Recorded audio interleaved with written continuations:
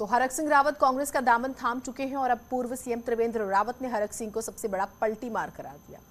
त्रिवेंद्र रावत ने कहा कि हरक सिंह के पास पलटी मारने में विशेषज्ञता है और देश भर के पलटी मारों को हरक सिंह को अपना गुरु मान लेना चाहिए। उनको गुरु बना लेना चाहिए सबको कि कैसे पलटी मारी जाती है। सभी पलटी मारों को उनको अपना गुरु बना लेना चाहिए और केवल उत्तराखंड में नहीं, पूरे देश के लोगों को उनको अपना गुरु बना लेना चाहिए। वो इस मामले में उनकी एक्सपर्टीज है, मास्टरमाइंड है। अब त्रिवेंद्र रावत की सलाह को हरक रावत कितना सीरियस लेते हैं, उनके स्टेटमेंट का इंतजार हम जरूर कर रहे हैं। महंगाई, भ्रष्टाचार, रोजगार समेत पलायन पर कांग्रेस बीजेपी को घेरती रही है। अब विधानसभा चुनाव से ठीक पहले बीजेपी के ही उम्मीदवारों ने इन मुद्दों पर सरकार की मुश्किलें बढ़ाई हैं। कांग्रेस उस पर सरकार को घेरने में अब जुट गई है। सिलेंडरों के भी दाम कम हो, महंगाई भी कम हो और युवाओं को रोजगार मिले। विधानसभा की वोटिंग से ठीक पहले नैनीताल सीट पर बीजेपी की उम्मीदवार सरिता आर्य ने अपनी सरकार की नीतियों पर सवाल उठाए हैं। महंगाई से लेकर रोजगार और सिलेंडर्स के बढ़ते दामों पर सरिता आर्य ने चुनाव से ठीक पहले देश में महंगाई होने का दावा किया तो गृहिणी होने के नाते इस पर लगाम लगाने की भी बात कही। सिर्फ महंगाई ही नहीं बल्कि सरिता आर्य ने सरकार पर सवाल उठाते हुए कहा कि पहाड़ में शिक्षा और युवाओं को रोजगार भी मिलना चाहिए, साथ ही पलायन को भी रोकना होगा।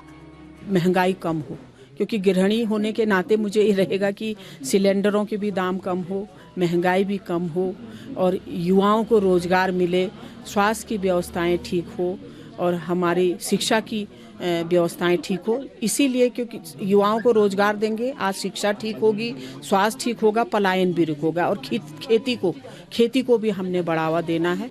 दरअसल महंगाई, रोजगार और पलायन को लेकर कांग्रेस सरकार को घेरती रही है, तो चुनाव से ठीक पहले अपने ही नेता द्वारा उठाए गए सवालों पर पार्टी असहज हो सकती है। हालांकि बीजेपी नेता द्वारा इन मुद्दों को चुनाव से ठीक पहले उठाने पर कांग्रेस भी सरकार को आड़े हाथों ले रही है और इसे केंद्र और राज्य सरकार की नाकामी बता रही है।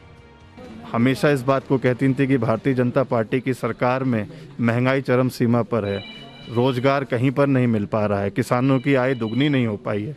अब आज अगर महंगाई, बेरोजगारी, डबल इंजन की सरकार तो पूरे देश ने, प्रदेश ने, सबने देख ली है, तो निश्चित तौर पर वो किस मुंह से इस बात को लेकर जनता के बीच कहेंगी, उसका जवाब उनको 10 तारीख को अवश्य जनता देगी। बहरहाल देश में महंगाई, रोजगार और भ्रष्टाचार चुनाव में बड़ा मुद्दा रहता है, लेकिन बीजेपी सरकार के नेताओं द्वारा इस मुद्दे को चुनाव से ठीक पहले हवा देना पार्टी के लिए मुसीबत खड़ी कर सकता है, जिसका फायदा दूसरे दल उठा सकते हैं। न्यूज़ 18 के लिए नैनीताल से वीरेंद्र बिष्ट की रिपोर्ट। 14 फरवरी को प्रदेश में होने वाले मतदान के लिए अब एसडीआरएफ के जवानों को भी तैनात किया जा रहा है। इन जवानों की तैनाती उत्तरकाशी, पिथौरागढ़ और चमोली जैसे जिलों के करीब 50 ऐसे पोलिंग बूथों पर रहेगी जहां लगातार बर्फबारी और बेहद खराब मौसम हो सकता है। राज्य की विषम भौगोलिक परिस्थितियों के बीच दुर्गम और पहाड़ी इलाकों में जबरदस्त बर्फबारी भी पुलिस तंत्र के लिए अलग से एक बड़ा चैलेंज बन चुकी है। और अच्छे से चुनाव कराएंगे, शांतिपूर्वक, निष्पक्ष ढंग से।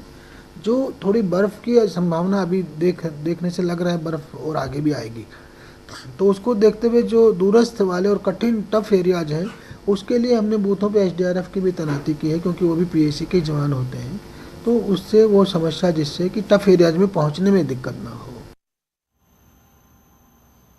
राज्य में चुनावी पारा भले ही गर्म हो, लेकिन बर्फ और बारिश ने खासा मुश्किलें बढ़ा दी है। फिलहाल ये हालात हैं कि कुछ सीटों पर तो भारी बर्फबारी हो रही है और अब बर्फबारी की वजह से प्रत्याशी चुनाव प्रचार में जा रहे हैं, लेकिन दिक्कतें हो रही हैं। चमोली की बद्रीनाथ विधानसभा सीट में कांग्रेस प्रत्याशी बर्फ से भरे रास्तों के बीच प्रचार के लिए निकले।